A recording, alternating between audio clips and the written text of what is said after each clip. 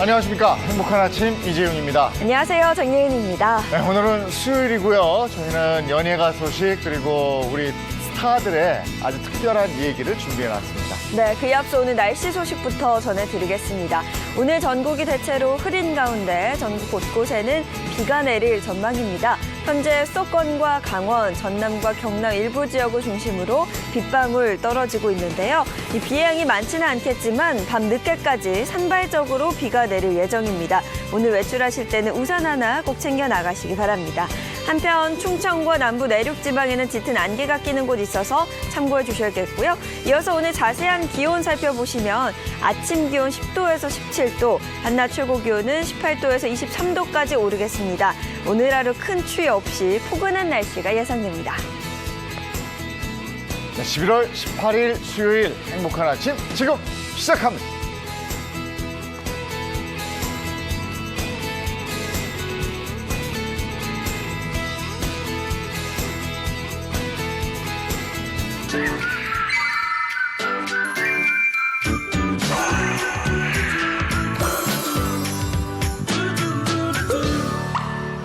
저한테 가끔 어떤 분들이 어떤 아나운서가 되고 싶냐고 물어보세요. 네. 그럼 저는 어떤 아나운서보다는 아나운서계의 송혜 선생님이 되고 싶습니다. 이렇게 얘기를 합니다. 건강하게 오래 사시는 분들 보면요. 계속해서 일을 하시는 분들이더라고요. 그 네. 에너지가 있고 건강하세요. 맞습니다. 그래서 은퇴 이후에도 계속 일을 해야 한다라고 생각하시는 분들 많으시고요. 은퇴 이후의 삶에 대해서 고민도 참 많이 하시는 것 같습니다. 그래서 오늘 그런 고민하고 계신다면 이 방송 꼭 놓치지 말고 함께해 주시기 바랍니다. 네, 은퇴 이후의 삶에 대해서 도움 말씀 주실 분을 이 자리에 모셨거든요. 한국사회복지협의회 서상목 회장이십니다. 어서 오세요. 네, 안녕하세요. 네, 반갑습니다. 네, 반갑습니다. 한국사회복지협의회는요, 우리나라 민간 사회복지기관들을 대표하는 곳이기도 합니다. 이곳에서는 복지 관련 단체 100여 곳이 활동을 하고 있다고 들었는데요. 보다 구체적으로 좀 설명을 해주시죠. 저희 한국사회복지협의회는 1952년 한국 전쟁 중에 부산에서 설립이 됐습니다. 네. 당시 이제 전쟁으로 해서 고아, 전쟁 미망인들이 많이 발생을 했는데 정부가 복지를 할 여력이 없었죠. 네. 그래서 이제 민간 독지가들이 고아원들 이제 사회복지 시설을 이제 사비를 털어서 만들고 또 때로는 이제 외국의 종교단체 지원을 받아서 사회복지가 시작이 됐습니다. 근데 이제 그들의 연합체 형태로 네. 이제 사회복지협의회가 1952년에 부산에서 지금 68년이 됐습니다. 네, 그러니까는 정부가 사회복지에서 역할을 하기 어려울 때 정부를 대신해서 민간 부분이 사회복지를 담당한 그런 역사를 가지고 있고 그 중심에 이제 사회복지협의회가 있었습니다. 네. 그러니까 생활 속에서 사람들이 겪는 다양한 불편들을 이제 대신 정부에 건의를 해주시는 거네요. 네, 그렇죠. 단순히 불편을 넘어서요. 네. 이제 고아라든지 진짜 어려운 분들을 정부를 대신해서 돕는 일을 이제 하다가 이제 정부의 역할이 강화가 되면서 저희가 이제 정부의 정책 건의도 하고 또 정부를 대신해서 저희가 이제 사업도 전개를 하고 또 저희 자체 고유 사업 한 3가지 역할을 현재 하고 있습니다. 네. 서상목 회장님은 또 경력도 화려하세요. 경제학 박사시면서 문민정부 때 보건복지부 장관 하셨고요. 그리고 이번이 2번째 임기시네요. 2017년에 취임하셔서 이번이 4년째 임기. 4년이 이제 마무리가 되고 있습니다. 네. 소감이 어떠세요? 할 일은 굉장히 많은데요. 첫째는 제 능력의 한계, 또 2번째는 제가 이제 복지부 장관 할 때는 권한이 있습니다. 장관은 또 예산도 있고. 근데 이제 사회복지협의 회장은 장관만한 권한도 없고 예산도 없어요. 근데 할 일은 굉장히 많은데 그거를 다 못하는 아쉬움을 항상 갖고 4년 동안 일해왔고 제가 임기 끝날 때까지 그럴 것 같습니다. 네. 근데 이뿐만이 아니라 국제사회복지협의회 총회에서 한국인으로는 최초로 제21대 회장이 선출되셨다 들었거든요. 예. 네, 앞으로도 하시고 싶은 일 굉장히 많을 것 같아요. 한 일주일 된 것 같아요. 네. 일주일 됐는데 세계 이제 이런 사회복지 협의회가 한 70개 나라에 있습니다. 이제 그분들의 연합체로 국제 사회복지 협의회가 있는데 제가 이제 68년이 됐다고 그러는데 이 국제 사회복지 협의회는 92년이 됐습니다. 네. 역사가 더 깊죠. 예. 1928년에 그래서 세계에서 ILO 노동기구 다음으로 두 번째로 오래된 국제 기구입니다. 그래서 이제 이건 역시 이제 한국 사회복지 협의회도 할 일이 많은데 네. 국제 사회복지 협의회는 더 많겠죠. 네. 할 일은 훨씬 많고 또 이제 열심히 해야 될 것 같습니다. 예. 근데 요즘 이제 우리 사회도 예전에는 평생 직장 이런 개념이었는데 이제는 뭐 평생 직장이라는 개념이 거의 없어진 것 같고요. 중간에 퇴직하시는 분들이 많이 생기는데 퇴직하면 바로 늙더라고요. 저도 주변에서 보면요. 그런 분들을 위해서 도움을 주실 수 있는 방법이 있다면서요. 예, 그래서 제가 이제 아까 지금 얘기하신 대로 지금 이제 인생 2모작은 기본이고 네. 3모작, 4모작을 하는 시대거든요. 네. 저도 지금 한 4모작쯤 하고 있는 것 같아요. 그래서 특히 이제 사회공헌 쪽에 예. 이런 이제 인생의 3모작이 되건 2모작이 되건 하시는 분들을 돕는 사회공헌 리스타트 그런 프로그램을 저희가 운영을 하고 있습니다. 네, 뉴스타트 제도라고 하셨는데 이름만 들어도 뭔가 새롭게 시작하는 그런 느낌이 확 오거든요. 예, 그렇습니다. 지금 우리나라가 좀 정년이 빠른 경우가 많아요. 네. 60세도 못 가서 50세부터 이제 정년을 하시는 분들도 있고, 그리고 지금 또 100세 시대거든요. 예. 그럼 50세부터 100이면 50년입니다. 그렇습니다. 그래서 뭔가 의미 있는 제2, 제3의 인생을 이제 개척하는 게 좋겠다. 근데 뭐 농촌으로 가시는 분도 있고 한데 농촌은 이게 또 새로운 완전 분야입니다. 그리고 네. 굉장히 전문성이 있어야 되고, 근데 사회공헌 분야는 마음만 있으면은 비교적 전문성을 빨리 습득을 해가지고 네.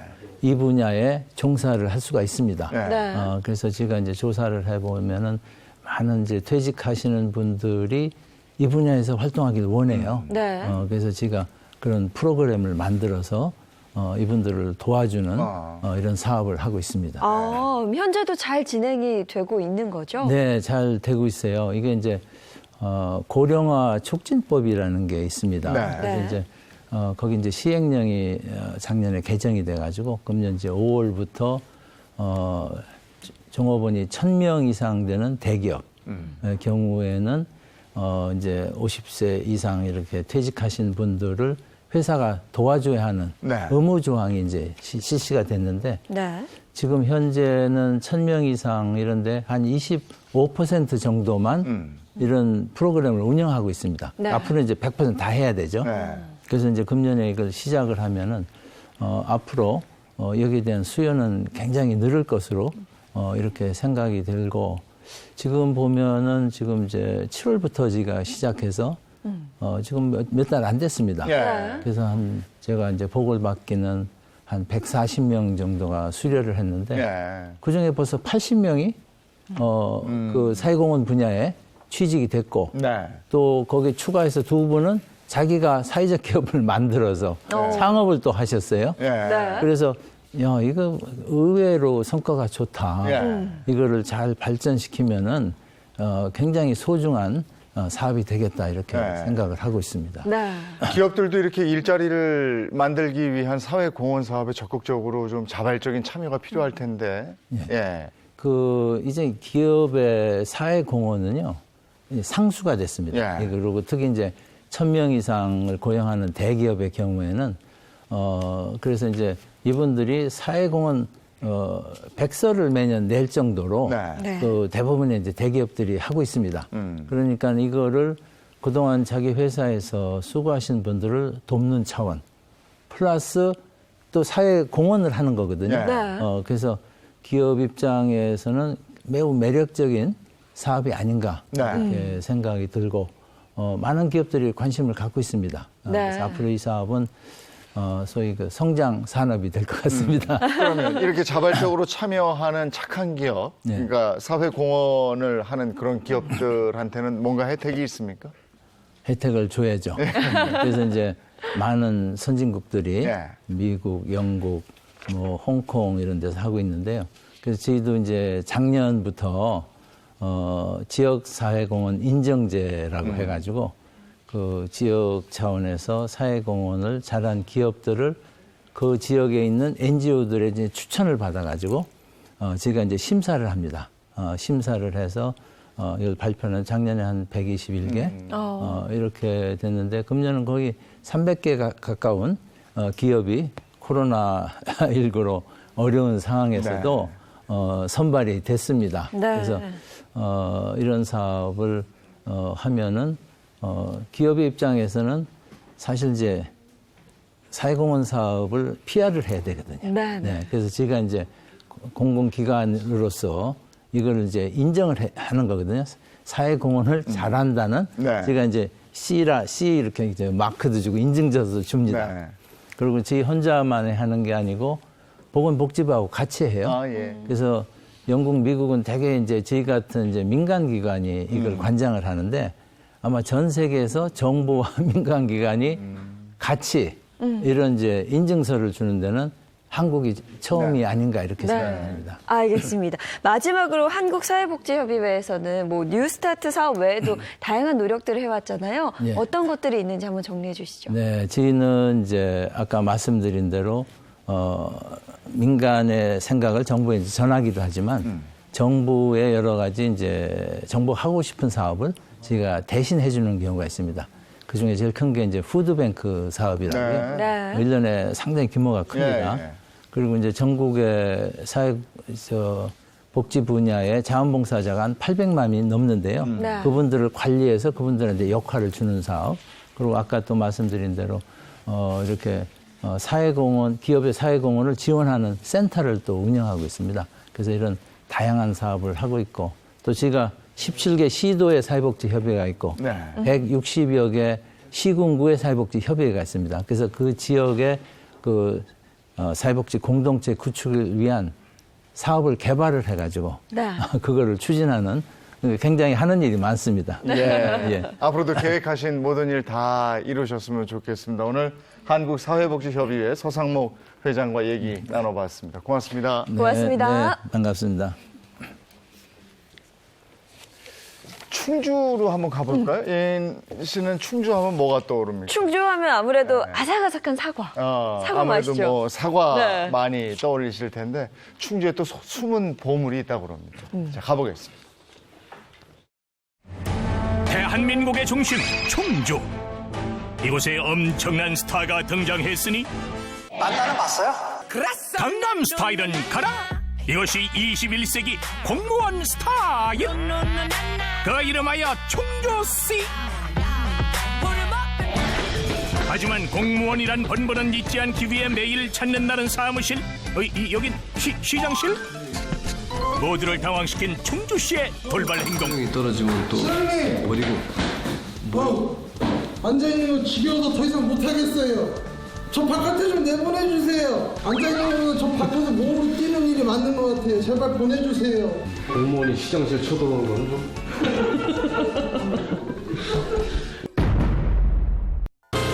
철저하게 허락받고 공무원 스타 충주씨와 함께 떠나는 충주 대탐험. 충주의 진짜 매력을 찾아 지금 바로 출발합니다. 눈길 닿는 곳곳 병풍처럼 펼쳐진 산천 초목이 반겨주는 충청북도 충주시. 풍경화가 따로 없는 자연 그대로의 아름다움. 이대로 가만히 있을 순 없죠. 충주스타 충주시와 부지런히 산길을 따라 올라왔는데, 아이 시장님한테 그렇게 밖으로 보내달라고 하더니 아이고 이래가지고 어디 돼가쇼? 어? 아, 죄송해요. 못 봤어요. 아. 여기가 바로 어디냐면요. 충주에 있는 아주 중요한 보물들을 오늘 3가지 소개해 드릴 건데요. 오늘은 그 첫 번째 장소입니다. 프레셔스 특명 충주의 보물을 찾아라. 밤하늘의 별처럼 주렁주렁 열려있는 과일, 이게 보물이오? 피디님, 충주하면 뭐예요? 아유, 바로 이 사과 아니겠어요? 충주하면 사과, 사과하면 충주. 이 사과가 제 최고 조회수의 1등 공신이라 이거예요. 사과하십시오. 발타령 뺨치는 사과하십시오 타령으로 센스있게 충주의 보물을 알린 충주시. 고랭지에서 정성 들여 키운 만큼 사과가 갖춰야 할 지덕체를 고루 갖췄다는데요. 저희가 이제 요즘 농법이 좀 특실해서 그리고 좀 새로운 농법을 써서 네. 경도나 이런 게 당도라는 게 훨씬 좋습니다. 아, 농법이 좀 다른가요? 네, 하하 농법이라고 네네. 아주 이건 좀 다릅니다. 일반적으로 과육에 집중되어 잎이 적은 농법과는 달리 산지가 많은 충주의 지형을 고려해 고랭지 사과에 적합한 광합성 농법을 도입했답니다. 피디님, 이거 충주 사과가 왜 맛있는지 아세요? 왜 맛있어요? 충주는 연평균 기온이 7도에서 14도씨, 그리고 1300ml의 적당한 강수량으로 맛과 향이 으뜸이고 새빨간 빛깔은 무척 고우며 단단한 과육수 풍부한 육즙은 한입 베어보면 누구나 그 달콤함에서 헤어나올 수 없기 때문입니다. 외우신 거예요? 그래 보이죠? 맞아요. 충주시를 암기왕으로 만들게 한 충주의 첫 번째 보물 사과. 이 진짜 풍년이네 풍년. 새빨간 얼굴 안에 고이 숨긴 아우 뽀얀 속살. 이거 백설공주가 보면 난리 나갔네 난리 나갔어. 첫 번째 보물 확인.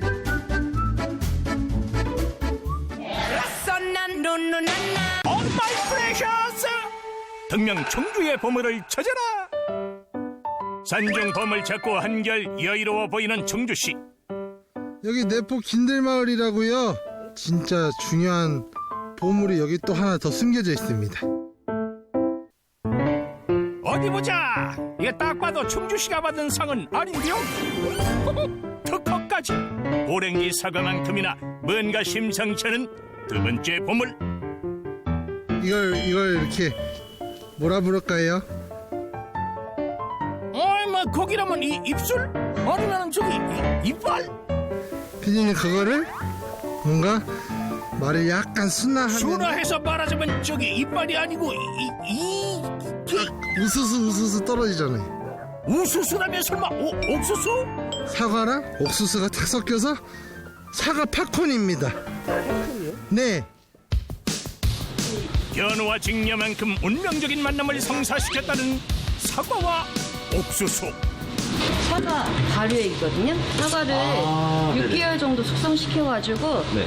더 이상 발효되지 않도록 끓여놓은 상태예요. 팝콘의 변신은 무죄? 충주의 보물 사과를 만나 각종 대회를 제패했다는데요. 하지만 팝콘의 맛을 좌우하는 또 다른 비법이 있었으니 통으로다가도 이렇게 저희가 보관을 하고 있어요. 아, 이게 옥수수예요? 네, 이 팝콘 옥수수. 모형 아니에요, 이거? 진짜예요, 진짜. 네, 이렇게 해가지고. 어머. 네. 어머. 저 이런 선물. 네. 뭐야? 여기 팝콘 옥수수가 아주 뭐 따로 있습니다. 아주 국내 토종 옥수수입니다. 고랭지 사과 못지않게 남다른 품격을 자랑하는 신토부리 황금빛 옥수수. 좋은 재료를 이용해 직접 팝콘을 만드는 재미까지 느낄 수 있답니다. 이걸 한번 끓여. 충주 보물이 가는 길에 불가능이란 없는 법. 고정관념에서 탈피해 사과와 옥수수가 가진 한계를 넘어 충주의 보물이 된 사과 팝콘. 충주 농산물이 이제 유명한 이유는 남한강에 아주 맑은 물, 풍수해가 많지 않은 그런 안정적인 기후, 또 수도권과 가까운 곳에서 실력 있는 농민들이 많습니다. 대표적으로 사과, 고구마, 또 쌈채소 같은 것들은 뭐 전국에 높이 평가받고 있죠. 오 마이 프레셔스! 특명 충주의 보물을 찾아라. 여기가 바로 우리 충주의 마지막 자랑입니다. 따라오시죠. 짜잔!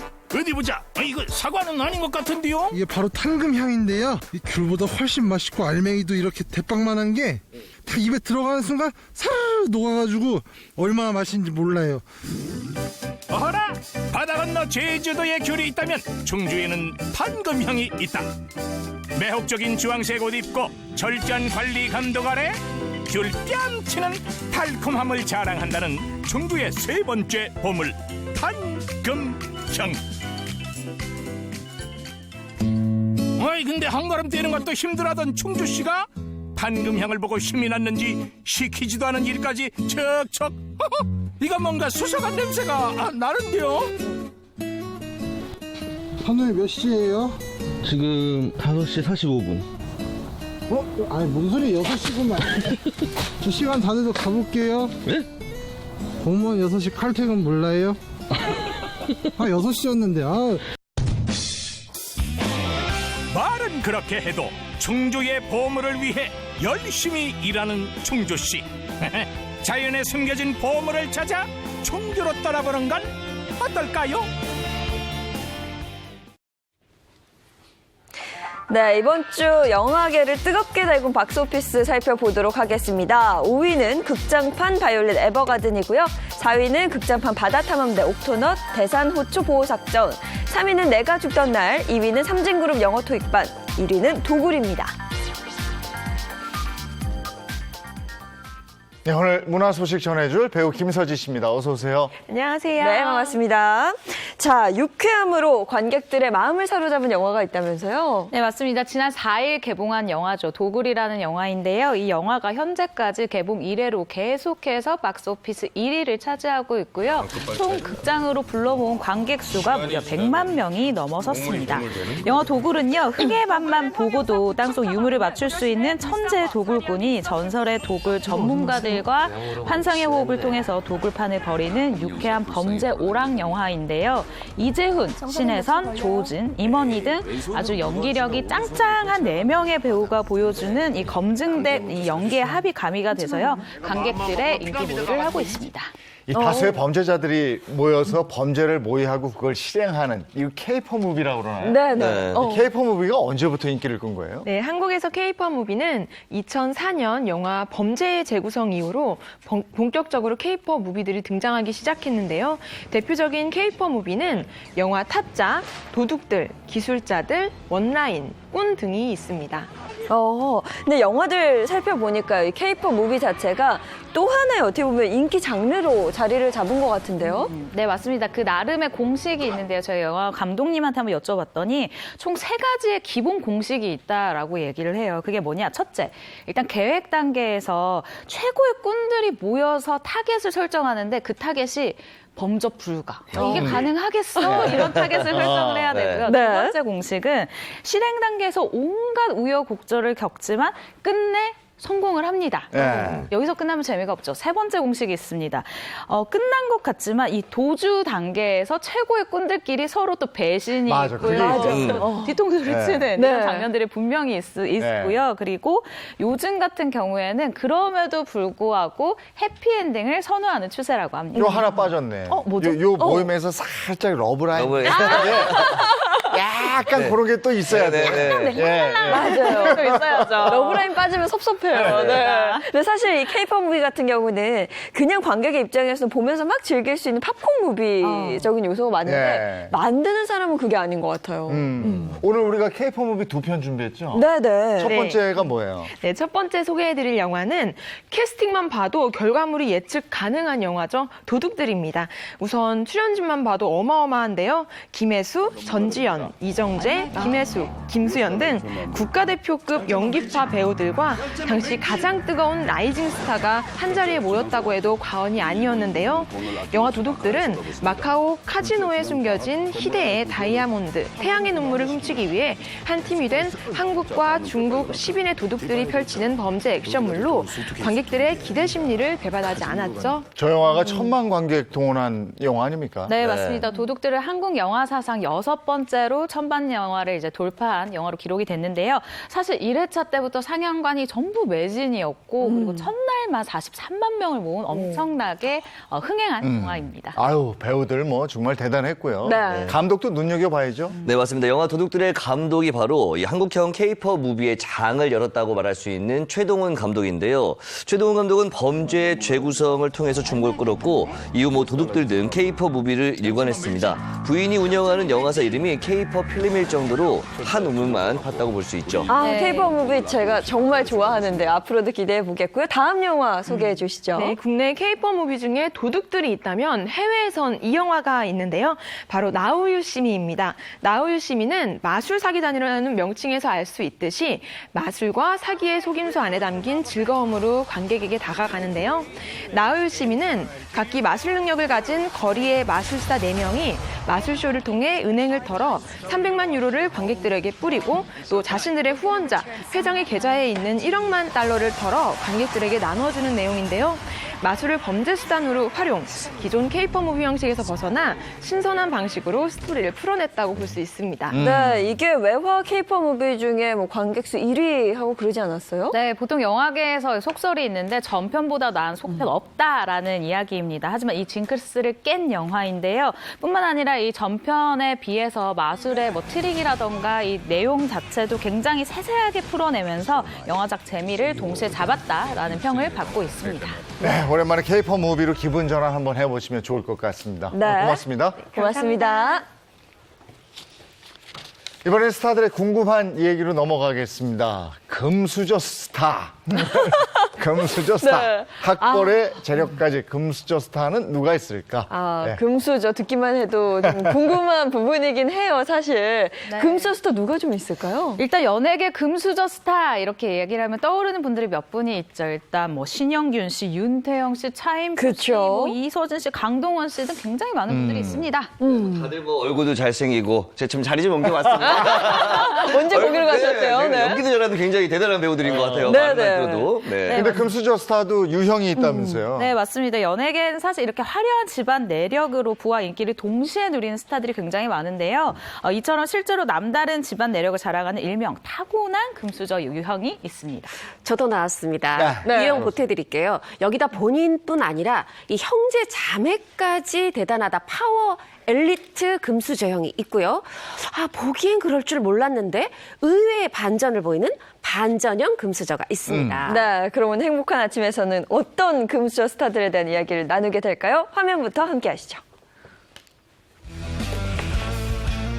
아버지 뭐 하시노?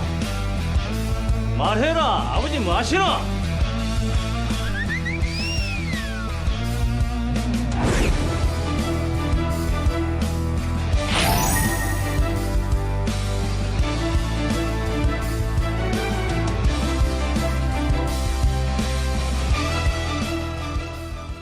네. 아버지가 뭐 하시는지 왜 이렇게 궁금할까요? 아니, 예전에 꼭 저걸 물어봐. 자, 첫 번째 준비한 이야기입니다. 타고난 금수저 스타인데요. 제가 먼저 첫 번째 힌트를 드리도록 할게요. 여행 예능 프로그램에 나와서 대선배들을 모시고 유창한 영어 실력을 뽐내면서 가이드를 완벽하게 소화한 그분입니다. 힌트 나갑니다. 바로 짐꾼이란 캐릭터로 많은 사랑을 받았죠. 정답! 저 알죠? 벌써요? 정답. 네. 이씨 형제로 유명하잖아요. 네. 이승기 씨 있었고, 네. 이서진 씨 있었고. 오. 짐꾼하면 저는 딱 이 두 스타가 떠올라요. 네. 맞죠? 초반부터 빠르게 나오네요. 그러니까요. 그런 둘 중에 그러면 어느 한 분 택해 주시죠. 여기까지 아직 모르겠어요. 힌트가 좀 더 있어야 될 것 같은데. 이 실루엣을 잘 보시면은 좀 모양이 좀 나올 것 같기도 하고요. 네. 일단 이승기 씨 먼저 얘기하셨는데 이승기 씨는 아니에요. 아니요. 조금 보태드릴게요. 탄탄한 인맥을 지니고 있다. 한 분야에서, 전문 분야에서 바로 금융계 집안, 요게 두 번째 힌트입니다. 금융계 집안. 금융계라고 하면 슬슬 오죠. 또 현금 쪽인가요? 자, 자, 이 연예인 데뷔했을 때 이런 얘기가 돌았습니다. 할아버지가 서울은행장, 제일은행장 지내셨대. 그런데 이 연예인이 또 방송에 나와서 본인도 얘기를 했어요. 아니 그래서 할아버지 집안이 어땠습니까? 그랬더니 제가 할아버지 집에 가면요. 집사도 또 가사도우미 분도 3명씩 계셨다. 이런 얘기를 했었습니다. 아직 누군지 모르실까요? 아, 저는 살짝 알 것 같기도 한데. 할아버지 그래도. 얘기 나왔으면 아버지도 그쪽에 계셨나요? 그렇죠. 맞습니다. 아버지도 금고 대표셨다고 하네요.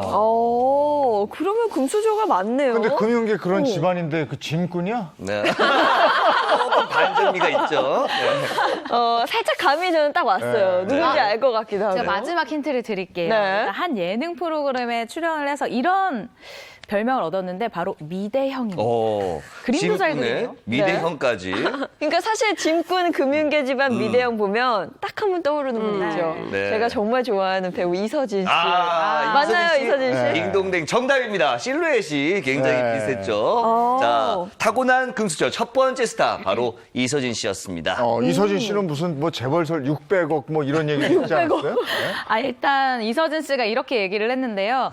600억 재벌설에 대해서 내가 600억이 있었으면 네. 방송 출연을 했겠냐, 안 했다라고 너스레를 떨기도 했고요. 그리고 내가 돈이 많았으면 내가 왜 유럽까지여서 왜 짐을 들겠어요? 라고 분노하는 그런 장난으로 분노하는 모습까지 보였습니다. 네. 뭐 600억 재벌은 아니더라도 사실 이서진 씨 하면 금수저인 거는 누구나 다 알고 있는 사실이고 네. 집안 환경 때문에 좀 혜택받은 그런 건 없었나요? 이렇게 혜택 받은 거 있지 않냐라는 얘기를 많이 들었을 것 같아요. 네. 그때마다 이서진 씨가 이렇게 이야기를 했다고 합니다.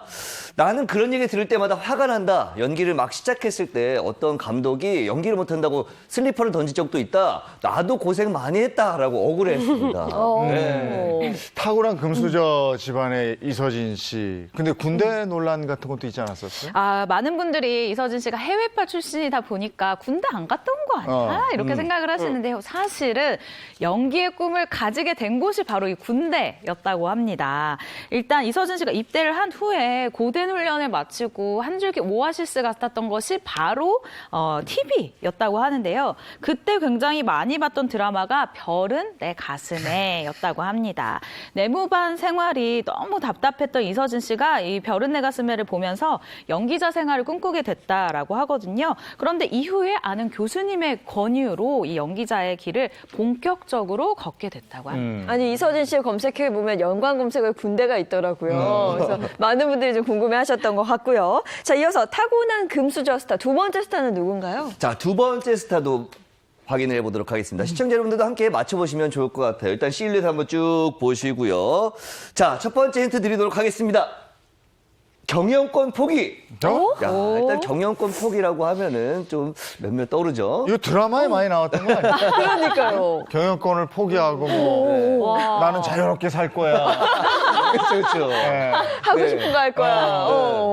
실제로 지금부터 14년 전, 그러니까 2006년이죠. 연예인의 아버지의 은퇴식이 있었는데요. 그때 이렇게 말했습니다. 제가 했던 드라마에서는 말씀하신 것처럼 아버지가 이제 상속을 해서 내 걸 받아서 회사를 경영하거나 주주총회에서 이 회장을 쫓아내거나 이런 일들이 많았는데 이렇게 기분 좋게 헤어지니 상당히 기분이 좋다라고 이야기를 했어요. 그러니까 정말 드라마처럼 아버지가 회장님이었던 거고. 이건 진짜 그렇죠. 회장님이네요. 진짜 회장. 그렇죠. 네. 또 원래는 2세 경영, 3세 경영 하는데 그걸 포기한다는 게 쉽지는 않거든요. 그렇죠. 사실 쉽지는 않은 부분인데요. 이 부분에 대해서 과거 이렇게 얘기를 했습니다. 아버지가 이렇게 이뤄낸 건데 당연한 결정이라고 본다. 뭐든지 자신의 힘으로 읽어내야 이게 의미가 있다. 생각도 굉장히 멋지죠. 네. 야, 이거 누군지는 모르겠는데 이거 대단한데요. 그걸 포기할 정도면. 네. 이 드라마에서는 진짜 이런 일이 거의 없잖아. 흔치 않죠. 무조건 어떻게든 얻으려고 하고. 이건 무조건 소송이죠. 현실에서도 형제난 나고 그러잖아요. 이거는 정말 쉽지 않은 일이죠. 그럼 이게 뭐 본인의 길을 가기 위해서 이제 딱 선택을 한 거네요. 일단 어떻게 보면. 본인도 그렇고 형제들도 있을 거 아닙니까? 형제들도 함께 이 경영에 대해서 포기를 했는데 자신의 길, 내가 하고 싶은 일을 하겠다라면서 포기를 했고요. 이 형제들이 이렇게 말을 했어요. 평생 회사에 온몸을 바쳐서 일한 분들이 계신데 아무것도 모르는 우리가 경영권을 물려받는 것은 말이 안 된다. 역시 생각이 멋지죠. 경영권을 고사했고 결국 이분을 포함한 형제들이 회사를 위해서 피땀 땀을 흘려온 분들에게 회사를 넘겨야 한다라고 주장을 했고 아버지가 결국은 뜻을 접으셨다고 합니다. 그래요? 네. 저로서는 이해가 잘 가지 않는 것 같긴 하지만. 네. 조금이라도 높은 위치를 받으려고 노력할 것 같은데. 아니, 그럼 두 번째 힌트는 뭐예요? 잘 모르겠어요. 아직 누군지. 네, 일단 두 번째 힌트는 이분도 바다 건너왔습니다. 네. 해외파 출신 연예인입니다. 뭐야, 요즘에 다 바다 건너 와야 되는 거예요? 굉장히 많아요. 요즘에 미국, 유럽. 그렇죠. 옛날 그 시절에 네. 해외파다, 바다 건너 가서 공부했다. 이거가 벌써 집안이 좀 좀 재력이 산다. 네. 그렇죠, 그렇죠. 그러니까요. 근데 맞추고 싶은데 이게 쉽지 않은 게 워낙 많아서 그렇기도 많아요. 하고. 그쵸. 근데 대부분 보면 막 해외를 가요. 가족 때문에. 가족이 가라고 해서. 근데 가서 뭐 사랑에 빠지거나 본인의 일을 막 찾는 스토리들이 꼭 있잖아요. 아, 역시 우리 장 MC 드라마 좀 봤습니다. 이분 같은 경우에도 이 뉴저지 주립대 이 경제학과 재학 시절에 갑자기 느닷없이 집에 저는 연기자가 되겠습니다라고 통보를 했다고 합니다. 그래서 1년 동안 통보 이후에 일단 아버지 회사에서 근무를 해봤던 거죠. 근무를 했는데 이때 든 생각이 영업 실적을 올리려고 내가 막 미친 듯이 뛰어다니는 이것이 내가 돈의 노예가 되는 게 아닌가라는 생각을 했다고 해요. 영업 실적을 올리면 그것이 즉 자신의 집안의 돈이고 아버지의 돈이 되는데 이런 생각을 했었다는 거 정말 연기를 좋아한다라고 볼 수가 있는데요. 결국 한국으로 돌아와서 연기자 준비를 착실하게 했다고. 예, 자유로운 영혼이구만. 네. 세 번째 힌트는 뭐예요? 자, 세 번째 힌트는 말이 필요 없습니다. 네. 노래 잘하는 김수현 씨가 노래 이 배경음악 좀 네, 따라주세요. 자 보세요. 자, 띠리리 따라라라잖아요. 이렇게 하면 잘 모를 것 뭐예요? 같은데. 그죠? 띠리릴랄랄랄랄라 라랄랄라. 맞습니다. 아니, 더 모르겠어. 사인표 씨구나. 네, 사인표 씨. 네, 타고난 금수저 두 번째 자 바로 멋진 외모에 멋진 생각을 그래요. 갖고 계시는 차인표 씨입니다. 바로 그 손짓. 네. 대한민국 여심이 녹았습니다. 네. 27년 전. 사랑을 그대 품 안에, 야. 우리를 차인표 품 안에, 네. 아니지만, 네, 강풍어 역할로 일약 스타덤에 오른 차인표 씨입니다. 네. 예, 이서진 씨가 군대에서 저 드라마 보고 배우의 꿈을 키웠다고 그랬잖아요. 그렇죠. 이거 한번 해보고 싶어. 이것 때문에. 예, 그랬네요. 네. 타고난 금수저 스타. 드라마 속 캐릭터가 현실이었던 차인표 네. 씨까지 알아봤습니다. 자, 이번엔 또 어떤 금수저 스타들이 나올지. 이번에는 두 네. 번째 주제로 한번 바꿔보도록 하겠습니다. 두 네. 번째 주제는요.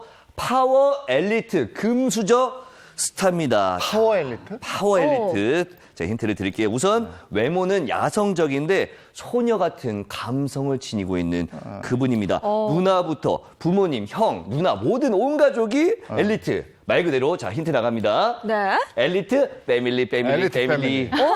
부모님, 형, 누나 이러면 막내인가? 오, 약간 힌트가 막내예요? 맞아 가는 거예요. 일단은 엘리트 패밀리. 어머니와 아버지 모두 명문대 출신입니다. 그런데 어머니, 말입니다. 네. 이게 다가 아니었습니다. 자, 친형은 서울대 법대 출신이고요. 다시 하버드 법대에 들어간 수재고요. 누나는 미국 명문대를 졸업한 후에 지금 미국에서 교수 활동을 하고 있는 굉장한 인재입니다. 그러니까 집안 자체가 브레인이고 엘리트인 것 같은데 이분도 그러면은 평범한 분은 아니었을 것 같은데요? 일단 이분도 어마어마한 엘리트인데 좀 분야가 달라요. 그러니까 광역시 한 외대에 입학을 했는데요.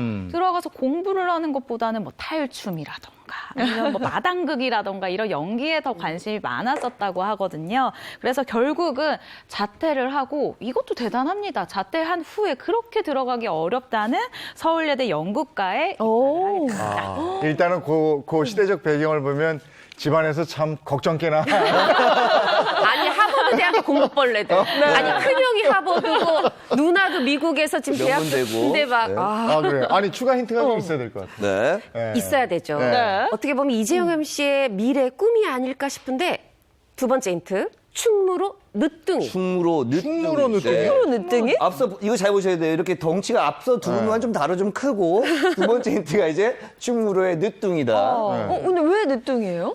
정말 마당극이나 뭐 이런 거 하시다가 뒤늦게 충무로 말하자면 스크린으로 본인의 자리를 옮겼는데 네. 오랜 무명 생활이 있었던 거죠. 그래서 이제 늦둥이다라고 하는데 자, 이분의 미친 존재감이 그대로 드러난 영화가 있었는데 그게 바로 고지전이에요. 여기서 연기 범접할 수 없게 너무 잘해가지고 여기저기 나무 조연상 받았습니다. 고지전에서 나무 조연상이면 일단 주연은 빼고. 네. 그렇죠. 그 그렇게 뒤에 되면 뭐 사실 이재훈 씨도 아닐 거고 궁금한데. 아니 이건 저 바로 다음 힌트 줘봐요. 네, 제가 이분 외모가 연상되는 힌트를 드릴게요. 이분 네. 별명이 한국의 홍금보였습니다. 한국의 홍금보. 그러면 좀 퉁퉁하다는 얘기인데. 그렇죠. 이렇게 보이잖아요. 이렇게. 네, 실제 한 영화를 촬영할 때 모래사장에서 날라차기를 하는 장면이 있는데요. 이 장면을 소화한 걸 보고 무술 감독님이 따로 이렇게 잘 불러서 이렇게 얘기를 하셨대요. 한국의 홍금보를 꿈꿔봐라. 저는 이제 알 것 같아요. 네. 고지전에 출연을 했고 체구가 좀 있고 네. 그리고 늦둥이라고 하셨잖아요. 네. 양 무명 시절에 있었던 고창석 씨. 딩동댕. 맞죠? 정답입니다. 파워레트 스타. 첫 번째 스타는 바로 배우 고창석 씨입니다. 개성 있는 외모 또 연기력으로 흥행에도 결정적 기여를 해서 폭풍 존재감, 씬스틸러로 급부상한 유명한 배우죠. 과거 형 누나에 대해서 살짝 이야기한 방송이 있는데 한번 잠깐 보실까요? 님이 하버드 나오셨어요? 하버드요? 누님도 막 책상 형님이 그래가지고 고창석 씨 형님이 형님 네, 미국에서 집안이 반전이네요. 저렇게 모두 공부를 공부 잘하지만 다 잘해요. 자, 파워 엘리트 금수저. 다음 분은 누굽니까? 자, 이제 뭐 아마 또 여자다. 네, 여자 배우가 안 나오나 말씀하실 것 같아서 준비를 해봤습니다. 자, 이분으로 말씀을 드릴 것 같으면 최근 북미를 대표하는 독립영화상 최우수 여자 연기자 후보로 오른 그분입니다. 그래요? 네. 첫 번째 힌트 주시죠. 자, 힌트 드릴게요. 짠! 70대 패셔니스타. 70대 여배우인데 네. 패셔니스타다. 압축이 되죠. 네. 그렇죠. 몇 분 좀 떠오르긴 근데 하는데. 또 배우분들이 옷을 다 잘 입으세요. 자, 이런 힌트를 좀 드려볼게요. 과거에 한 방송에 나와서 옷을 잘 입는 이유에 대해서 자기가 잘 아는 이제 모델 출신의 배우에게 옷을 사라고 한 다음에 그대로 따라서 산다. 라고 말을 했었습니다. 그러니까 70대인데 이 여성, 이 모델 출신 배우가 30대예요. 40년의 세월을 거꾸로 올라가서 옷을 입으시는 굉장히 멋쟁이시죠. 그러니까 엄마랑 딸이 옷을 같이 사면 네. 딸이 엄마 옷을 좀 크게 입을 수는 있어도 엄마가 딸 옷은 못 입거든요. 그렇죠. 그만큼 몸매가 날씬하시다는 거죠. 70대 여배우 중에. 그렇죠. 힌트 좀 더 줘보세요. 네, 일단 패션 감각은 기본이고요. 그리고 연기력 또한 굉장히 뛰어나다고 하죠. 이제 두 번째 힌트가 들어갑니다. 자. 바로 원조 장희빈. 원조 장희빈. 사실 장희빈 하면은 탑스타 여배우들의 워너비 캐릭터예요. 네. 희대의 요부 아니면 표독스러운 악년대도 누구나 다 하고 싶어 하는데 이게 8번이나 이게 재탄생됐거든요. 제가 요분 빼고 7분 말씀드려볼게요. 김지미 씨, 남정임 씨, 이미숙 씨, 전인아 씨, 정성경 씨, 이소연 씨, 김태희 씨. 정말 다 탑스타들만 했죠. 근데 제가 원조라고 말씀을 드렸는데 사실은 하나 더 힌트를 드리자면 원조라고 해서 1대는 아니에요. 그러니까 장희빈이라는 인물을 좀 더 대중적이게 만든 분이다라고 설명을 할 수 있고요. 왜냐하면 장희빈 역할을 했는데 너무 표독스럽게 해가지고 시청자들의 마음을 아주 핥혔습니다. 근데 그렇게 했다는 연기를 정말 잘했다는 거잖아요. 욕을 좀 많이 먹었나요? 어땠나요? 그러니까 어느 정도였냐면 방송국으로 남자가 찾아와가지고 저 나쁜 여자 잡아라라고 하면서 잡으러 와서 막 돌을 던지고 네. 이렇게 뭔가 잡으려고 노력을 하기도 했었대요. 근데 그럴 때마다 이게 두 번째 힌트가 될 수도 있을 것 같은데 숙종역을 연기한 이 박근영 씨가 그런 사람을 그런 남자들을 항상 이렇게 괴한들을 항상 막아주는 역할을 했었다라고 합니다. 사실 그만큼 이 장희빈 캐릭터를 굉장히 잘 살렸다라고 저희가 평가를 할 수가 있죠. 이 정도면은 연기력이 뭐 상당하다는 거 아니겠어요? 그쵸. 그런데 70대 여배우다. 그러면 70대 지금도 계속 연기를 하고 있는 분인가? 지금도 연기를 하고 계시고요. 네. 그것도 이 세 번째 힌트 들으면 깜짝 놀라실 거예요. 네. 세 번째 힌트, 배드신. 배드신이요? 지금 우리가 70대 여배우 얘기하고 있잖아요. 네. 아유, 20, 30대 때 했나 보지. 아닙니다. 이분 60대 들어서서 굉장한 활약을 보이는데 영화 바람난 가족에서 파격적 노출. 다 나왔어요, 다 나왔어요. 네, 알겠다, 그다음에 누군지 알겠다. 가루지기에서 예, 예. 연하 봉태규 씨와 배드신. 근데 이분이 연하 배드신이 또 전문이신가요? 영화 고운의 맛에서도 김강우 씨랑 배드신. 누군지 알겠어요. 네, 네. 이거는 알죠. 네. 배우 윤여정 씨. 맞죠? 맞습니다. 딩동댕 정답입니다. 파워엘리트 금수저 스타 두 번째는 바로 아주 유명하시고 연기 잘하시는 윤여정 씨였습니다. 윤여정 씨가 한 예능 프로그램에 나와서 또 이렇게 유창한 영어 실력으로 많은 이들을 놀라게 했었는데 이처럼 적지 않은 나이에도 여전히 학구열을 불태우고 있는 윤여정 씨입니다. 학교가 한양대학교 국문학과에 입학을 했고요. 이후에 연예계에 입문을 했는데 데뷔와 동시에 탑스타로 자리매김하면서 학업을 중단할 수밖에 없었다고 합니다. 그러니까 학구열 못지않은 끼를 연예계 생활에서 올인을 하신 건데 제가 봤던 것 중에 한 가지 재밌었던 게 동생이었나요? 또 굉장히 똑똑하시고 엘리트시라고 들었는데. 저희가 처음에 얘기할 때 이 형제자매가 뛰어난 파워 엘리트형 금수저 얘기했잖아요. 네. 지금 고창석 씨 얘기했었고 윤여정 씨도 그런데 윤여정 씨의 동생이 있어요. 윤여순 씨 여자 동생이 있는데 미국 아이오와 주립대학에서 교육학 공학 박사 땄습니다. 처음에는 남편 이제 갈 때 그 따라갔어요 미국에. 근데 거기서 공부를 해서 야 이거 대단합니다. 40살에 이 박사를 따고 귀국해서 한국에서 나 취업할 테야 일자리를 알아봤습니다. 박사학위 따고 40대 때 한국에서 일자리. 이게 아무리 박사라도 만만치는 않았을 텐데. 네, 사실 뭐 그때만 해도 결혼한 여성의 취업이 어려운 시절이기도 했고 사실 지금으로 생각해봐도 40대 여성의 갑자기 이제 취업을 한다 쉽지 않은 일이긴 하거든요. 그래서 주변에서는 이렇게 얘기를 했어요. 나이가 많은 그리고 아이가 있는 여성은 취업이 안 될 것이다라고 이야기를 했는데 절대 또 고집을 꺾지 않았다라고 합니다. 그래서 근데 잘한 선택이었던 것 같아요. 그렇게 한 외국계 기업의 6개월짜리 연수원 프로젝트를 맡은 것을 계기로요. 1995년도에 엘사 연수원의 부장으로 입사를 하게 됩니다. 이후 업적을 인정을 받아서 2000년에는 상무로 진급을 하면서 임원의 자리까지 오르게 되는데 정말 어려운 일이죠. 당시 대기업 엘사가 처음으로 배출한 여성 임원이라는 점에서 굉장히 상징적인 존재로 떠오르기도 했습니다. 그러니까 자매인데 두 분 다 각자의 분야에서 그야말로 한 획을 그었다라는 표현이 맞을 것 같습니다. 사실 한 획 그었어요. 윤여정 씨 생각해 보세요. 영화 찍으면 칸에 가세요. 그 칸에서 레드카펫에서 딱 보면요. 굉장히 기품이 있으면서도 멋있으면서도 그리고 그 드레스가 너무 잘 어울려요. 맞아요. 너무 우아하시잖아요. 네, 너무 우아하시고 그리고 말도 굉장히 솔직하게 하시잖아요. 저는 정말 오래오래 연기하는 모습 봤으면 좋겠습니다. 자, 이뿐이 아닙니다. 또 반전의 금수저 스타들이 있다고 그러는데 먼저 영상 보시죠.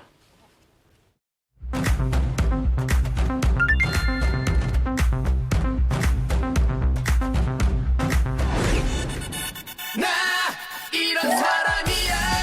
알아서 기어 아니면 쉬어 알았으면 뛰어. 그런 내가 원래 그래서 뭐 어쩔래. 나 이런 사람이야. 반전의 금수저 스타. 앞서 우리 본분들은 사실상 외모도 굉장히 뛰어나시고 또 그랬는데 이번에는 조금은 이제 앞서 나오신 분들보다는 개성이 조금 더 강하신 분입니다. 하지만 이런 이미지와 달리 굉장한 금액을 소유하고 다녔다고 해요. 용돈이 어마어마했다고 합니다. 얼마였을까요? 지갑에 넣고 다니는 돈이. 지갑에 넣고 다니는 현금이 어마어마. 한 100만 원 정도 있으면은 현금 100만 원 들고 다니기 엄청 많죠. 사실 뭐 지금도 100만 원 쉽지는 않아요. 현금에 넣고 다니기가. 자, 힌트 나갑니다. 얼마였을까요? 용돈 300만 원을 갖고 다녔던 스타입니다. 네. 지갑에 카드만 대쯤 300만 원씩이나. 이분의 아니 이것도 지금 20, 30대 분도 아닐 텐데 어떻게 300만 원을 지갑에. 그러니까 이분의 이제 같은 과, 같은 학번 친구가 역시 같이 연예인인데요. 이렇게 얘기를 했었어요. 그때예요. 학교 다닐 때 300만 원을 늘 가지고 다녔다. 돈을 쓰고 써도 다 못 쓸 정도였다라는 표현을 했습니다. 네. 요때 현찰을 썼을 때면은 좀 됐는데. 84학번입니다. 저하고 똑같네요. 그 당시 생각해보세요. 얼마 있었어요 용돈 지갑에? 야, 저 때 300만 원이면 집을 사요. 그쵸? 네. 그걸 어떻게 지갑에 넣고 다녀? 얼마 넣고 다녔어요, 그 당시에 지갑에? 저는 거의 없었죠. 선배들 쫓아다녔죠. 주변에 사람이 참 많았을 것 같아요. 그 옆에만 있으면 얼마나 밥도 얻어먹고 술도 얻어마시고. 집 한 채를 주머니에 넣고 다니는 거잖아요. 그러니까요. 해서 전세 값은 되겠어요. 그 진짜 부잣집이었다는 건데. 나하고 같은 시대 사람인데 친구였으면 딱 좋았을 텐데. 또 옆에서 얻어먹기도 하고. 네. 아니 근데 그러면 맛있는 거 많이 먹었을 것 같은데요? 맞아요. 이게 두 번째 힌트가 될 수도 있을 것 같은데요. 이 두 번째 힌트, 이분의 식성과 관련된 힌트입니다. 바로 소고기 프린스. 야, 소고기만 왕자. 소고기만 먹었나 봐. 네. 커피 프린스 아니죠. 소고기 프린스입니다. 이분이요. 일단 병원장 출신의 아버지가 있습니다. 그래서 이 아버지가 꼭 식사 때 소고기만 드셨다라고 해요. 그래서 자연스럽게, 아주 자연스럽게 집안에서는 고등학교 졸업할 때까지 뭐 고기는 소고기, 당연히 소고기 이러면서 그냥 소고기만 주는 대로 먹었었는데 대학생 때 들어가면은 뭐 MT도 가고 OT도 하고 회식 같은 거를 하잖아요. 사람들이랑 만났는데 삼겹살집을 간 거예요. 이 고기는 뭘까 하고 먹어봤는데 어머, 세상에 이런 고기가 있어. 너무 맛있는 거죠. 그래서 삼겹살에 처음 눈을 뜨게 되는 게 바로 대학생 때였다고 합니다. 참, 삼겹살 대학생 때 처음 먹어봤는데 이유가 소고기만 먹으라고. 보통은 반대잖아요. 너무 가난해서 삼겹살 이제야 처음 먹었었는데 맞아. 거꾸로 네. 소고기만 먹느라고. 아마 그 집에서는 소고기라고 부르지도 않았을 거예요. 고기는 소고기. 네, 그랬네. 자, 알았어요. 네. 소고기 프린스. 세 번째 힌트 뭡니까? 자, 세 번째 힌트. 작은 거인. 작은 거인. 굉장히 연기 개성적으로 잘하고 정말 미친 존재감, 대체 불가한 존재감이 있는데 저는 한번 드라마에서 이분이 머리끝부터 발끝까지 검정색 옷을 입고 무사 역할을 했는데요. 눈빛만 보이는데 너무 진지하고 너무 멋있는 거예요. 깜짝 놀랐어요. 와, 존재감 이겁니다. 맞아요. 그래요? 절친? 아까 무슨 절친 연예인 나왔는데? 네, 절친이 있었죠. 그러면 그 이 배우 얘기하기 전에 절친부터 말씀드릴게요. 그럼 거의 다 답을 나올 것 같은데요. 그죠? 요 네. 절친 얘기하면 이게 네. 너무 결정적인데 절친 학교도 같이 나왔습니다. 배우 안내상 씨. 안내상 씨 친한. 절친이면 네. 알 것 같아요. 한 분이죠. 그렇죠. 네. 한 분 굉장히 유명한 분 한 분 강희은 MC 계시죠. 오늘 감이 좋아요. 잘 맞히시고. 정답. 네. 배우 우현 씨. 정답입니다. 반전의 금수저 스타 300만 원 항상 갖고 다니던 그분 바로 우현 씨였습니다. 네. 사진 너무 편해 아닌가요? 써주시지. 귀여우시잖아요. 네.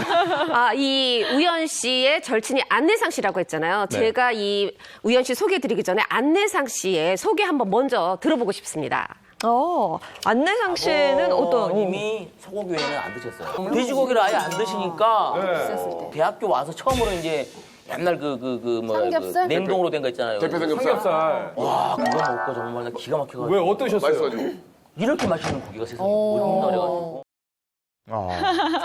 뭔가 이렇게 냉동 삼겹은 기름이 지방이 적고 담백하니까 조금 뭔가 다른 맛이었을 것 같긴 하네요. 이 안내상 씨가 이렇게 얘기했어요. 처음에 딱 봤는데 옷도 좀 거지같이 입고 다니고 그래서 내가 좀 도와줘야 되나 그런 친구 보면 밥이라도 학생 교내 식당에서 사주고 싶잖아요. 근데 우현 씨가 우리 집에 놀러 가자 그래가지고 놀러 갔는데 으리으리한 저택이야. 대문 열고 들어갔는데 정원이 있어. 집 앞에 3층짜리 병원이 있어. 근데 자기네 집이라는 거예요.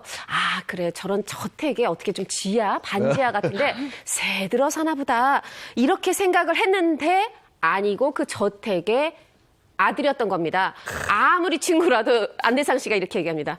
너무 잘 사니까 좀 대하기가 어렵더라고요. 그러니까 당시에 친하게 지냈지만 초반에는 몰랐던 거네요. 그렇죠. 이게 같은 집 다른 시선이라고 해야 될까요? 절친 안내상 씨가 볼 때는 우현 씨가 집이 너무너무 으리으리하다, 궁궐이다라고 생각을 했는데 우현 씨는 그 집에서 계속 자라다 보니까 그냥 이게 엄청나게 크다는 생각을 못 했었던 거예요. 그래서 이렇게 표현을 합니다. 이 집에 대해서. 그냥 아담한 100평짜리 정원이 있는 집이에요. 100평 정도의 조그만 크진 않아요. 100평에 조그만 거 있는데 이거는 드라마 남자 주인공이 날 수 있는 멘트였는데. 그러니까요. 대단합니다. 진짜 부잣집 금수저 도련님이었다. 이렇게 정리할 수 있을 것 같고요. 네. 자, 이어서 다음 스타도 궁금한데요. 네. 반전의 금수저 스타 두 번째 스타는 바로 한 드라마에서 뒤태 미녀라고 불렸던 그분입니다. 뿐만 아니라 서울대 국악과를 졸업을 했고요. 학교 다닐 당시에 뒤태를 보고 문 남성들이 쫓아오는 일도 경험을 했던 바로 그분입니다. 뒤태 미녀라고 하면은 굉장히 관리를 열심히 하실 것 같은데 운동도 많이 하시고 그럴 것 같아요. 네, 사실 이분이 지금 50살, 50대거든요. 근데 최근에 완전 탄탄한 몸매를 공개했어요. 네. 그래서 아주 또 놀라움을 주고 있는데 두 번째 힌트 키워드입니다. 체지방 2%. 디테미녀의 체지방 2%. 와, 머슬킨대에 나가서 나도 할 수 있다. 우리에게 지금 영감을 불어넣어주고 있습니다. 근데 또 서울대 서울대 나오셨다고. 서울대 국악과 나오셨다고. 네, 이분이 서울대 국악과인데요. 들어갈 수 있었던 이유가 좀 재밌었어요. 무덤가에서 피리 연습을 했기 때문에 들어갈 수 있었다라고 했는데 이분이 인문계 학교를 나왔는데 학교에 연습할 수 있는 곳이 없었다고 합니다. 그래서 찾다 보니까 무덤이 있었고 거기서 연습을 했는데 그만큼 뭐 국악에 심취한 것도 있었지만 이 무서울 때마다 더 연습을 하는 그런 어떤 일들이 있었다라고 하더라고요.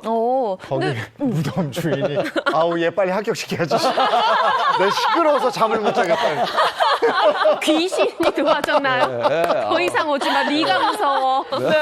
누군가. 근데 사실 서울대 국악과 하면 저는 떠오르는 분이 이한희 씨가 그렇게 말씀하시죠. 서울대 국악과 가야금 전공으로 알고 있거든요. 네. 똑같이 지금 연기하고 계시고 이한희 씨 근데 또 50대라고 하니까 좀 헷갈리네요. 네, 50대니까 이한희 씨는 아니죠. 네. 자, 이분이 국악과에 들어가서 필히 열심히 잘했는데 졸업할 때가 돼가지고 본인 생각을 해봤어요. 나 이제 관현악단에 들어가서 매일 출퇴근하면서 이거 연주해야 되나? 그리고 아르바이트로 레슨도 좀 해주고 또 결혼하려고 선보러 다녀야 되나? 숨이 턱 막히더랍니다. 그래서 근데 어느 날 연극을 보러 갔는데 여기가 바로 내가 원하는 인생이 있구나. 참 대단합니다. 무작정 극단에 들어가요. 그래서 잡일하면서 선배들 눈치 보면서 보고 배우며 연기를 배웠는데 아니야. 이럴 게 아니라 나 서울대 출신이야. 처음부터 제대로 배워야 되겠다 하고 한예종에 들어갔다는 거예요. 한예종 정말 입학하기 힘든 데입니다. 네. 그러면 들어갈 때부터 연기가 되는 거네. 그러니까요. 네. 이한희 씨는 확실히 아닌 거고 한예종. 일단 제가 준비한 힌트를 들으시면 딱 아실 텐데요. 여러분의 인생작이라고 할 수 있는 드라마 혹은 영화에 한 번쯤은 출연했을 것 같은 바로 신스틸러입니다. 신스틸러. 자, 잘 보세요. 디테미녀 있었고요. 체지방 20% 있었고 서울대 국악과에다가 한예종 갔고 마지막 신스틸러. 자, 요거 뭐 잘 한번 잘 봐주세요. 아니 딱 한 분 사실 떠오르잖아요. 떠올라요? 이번에 오늘 감이 머슬킨으로 오늘 지금 이슈가 됐었고. 이정 MC는 뭐 하고 계신 거예요? 잘 모르겠어요. 오늘은 제가 확실히 이겼습니다. 정답 황석정 씨. 황석정 씨 정답입니다. 반전 금수저 스타. 두 번째는 황석정 씨였습니다. 모습도 너무 아름다우신데요. 너무 아름다우시죠. 네. 최근에 몸매를 너무나 멋지게 만들고 또 이렇게 사진 찍으셨는데 배우 황석정 씨가 2001년이었죠. 영화 고양이를 부탁해로 데뷔를 했고요. 이후 사실 굉장히 오랜 시간 무명 시간을 보냈어요. 하지만 이때도 이 모든 것들을 감내하면서 자신의 꿈을 접지 않았습니다. 드라마 미생을 시작으로 그녀는 예뻤다. 동네 변호사 조드로 나라라 개천용에 출연하면서 개성 있는 연기를 선보이고 있고요. 명품 조연 배우로 떠올랐습니다. 사실 뭐 우연 씨도 그렇지만 황석정 씨도 대체 불가해요. 연기 황석정 너무 씨 좋죠. 연기 누구도 흉내내기 그럼? 어렵습니다. 네. 맞아요. 항상 독특한 캐릭터도 본인처럼 잘 소화를 해서 맞아요. 드라마를 빛내주는 분위기도 한데요. 개성이 뚜렷하죠. 이렇게 항상 또 볼 때마다 금수저였어요. 굉장히 빠지면 심심해요. 딱 드라마에 나오면 뭔가 믿음이 가고 한 번 더 보고 싶어지는. 그게 존재감이거든. 네, 그렇죠. 네. 이렇게 오늘은 금수저 스타들 한번 만나봤습니다. 이렇게 주제로 이야기 나누니까 또 재밌는데요. 네. 재밌는데요. 네. 그러면 다음번에 은수저 스타. 그래서 이정 MC님이 조금 더 많이 맞췄으면 좋겠다.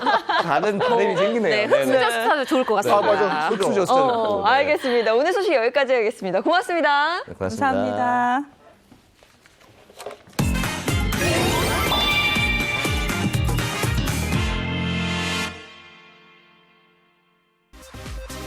요즘 결혼식들 참 많이 하는데요. 한국토지주택공사는 어제 경남 진주 LH 본사 대강당에서 전국 LH 입주민 중 미혼내 부부 15쌍을 대상으로 100년 가약 행복한 동행 결혼식을 개최했습니다. 공사는 올해 코로나19 유행에도 불구하고 개최 이래 가장 많은 참가 신청 사연을 접수했는데요. 이 중 특별한 사연을 가진 부부 15쌍을 선정해 결혼식장과 웨딩 촬영, 예물, 피로연 등 예식 전반 일체를 지원했습니다.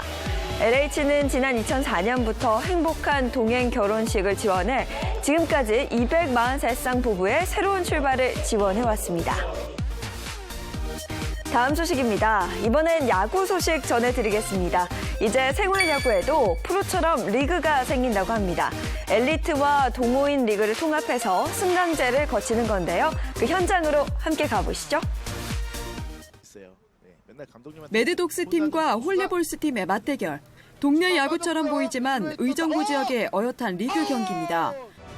6개 팀이 대결에 1위를 차지하면 내년엔 17개 시도리그로 직행합니다. 동네 야구에서 전국 야구로 확대되는 겁니다. 생활체육 전국구 야구리그 디비전6 리그가 시작한 지 이제 한 달째. 전국 대회를 향한 순위 경쟁이 시군구 단위로 치열하게 벌어지고 있습니다. 생활야구에서 숨어있는 보석을 찾기 위해 대한야구 소프트볼 협회가 전국 단위의 공인 리그를 만든 겁니다. 중장기적으로는 우수팀이 엘리트 선수들과도 승강제를 펼칠 수 있게 됩니다. 취미로 시작한 야구로 국가대표까지 가능해지는 셈입니다. 협회는 프로나 대학에 진학하지 못하는 고교 선수나 은퇴 선수들에게 새로운 기회를 제공할 것이라고 밝혔습니다. 채널A 뉴스 김유빈입니다.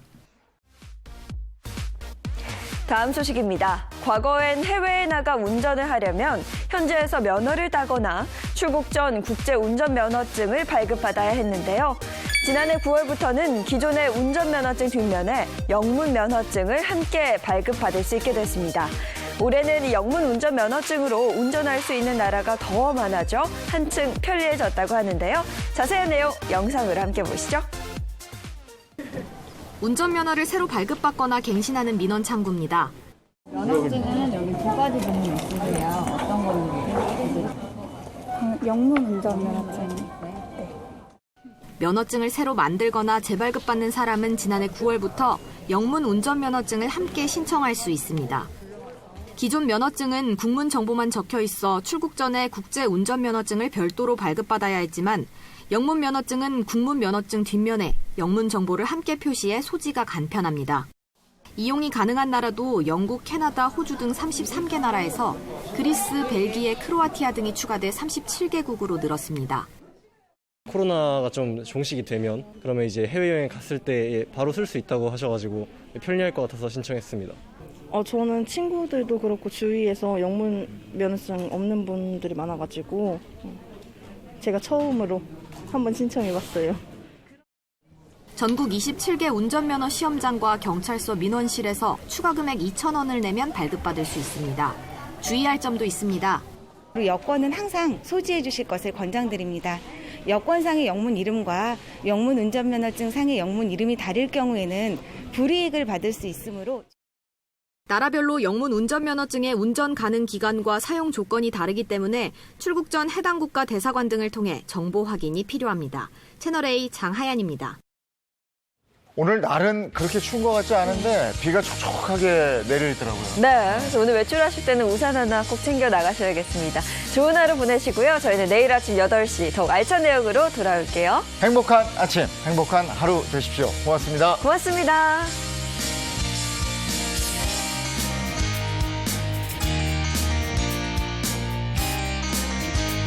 채널A